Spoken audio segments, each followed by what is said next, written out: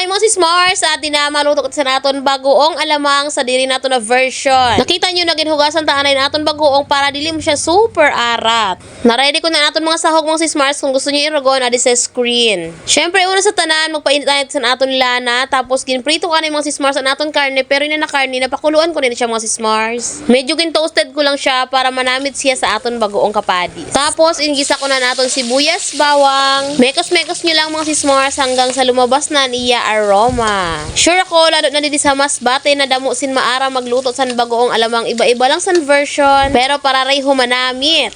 And next ko na mga sis Mars, ang aton kamatis. Bali, upat kabilog na kamatis mga sis Mars, ang daragko na kamatis. Ginisa ko lang siya mga sis Mars, hasta na magmantika man siya, inaluto-luto gayon. Kasi syempre, stock nato na naton bagoong. Sekreto para dugay masira, miski dili ibutang sa ref, dapat ang aton mga ingredients ay malinis kag lutong-luto. Ating kamatis, so ilalagay na natin ang ating bagoong alamang. Mekos-mekos.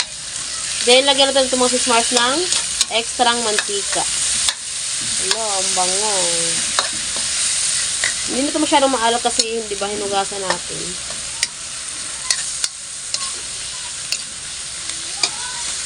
Oh, sarap! Maglagay ito mga sis Mars ng mantika. Ayan. Medyo maraming mantika. Kasi, makukunti pa yun mamaya pag kumulo na. Sarap. Bango-bango, bango-bango. Ang bango-bango ng ating bagoong. Hindi siya ganun kaalat. Ilagay na natin ang ating sili. Hindi ko na siya hinati para hindi naman siya sobrang anghang.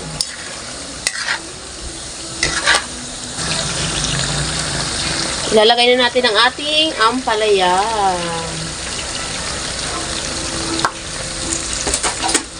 Humot-humot laki.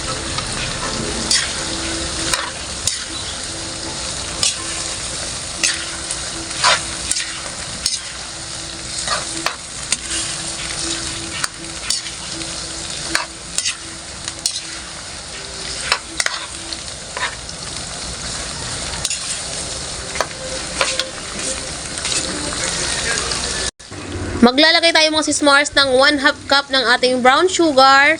At syempre maglalagay din tayo ng 1/2 teaspoon ng ating pamintang powder.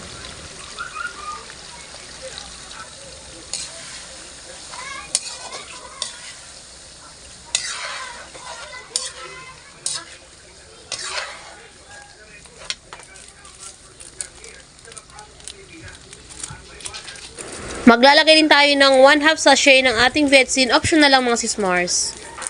At heto na nga, malapit nang maluto ang ating bagoong alamang overload. Overload kasi mga sis Mars, ang dami niyang sahog.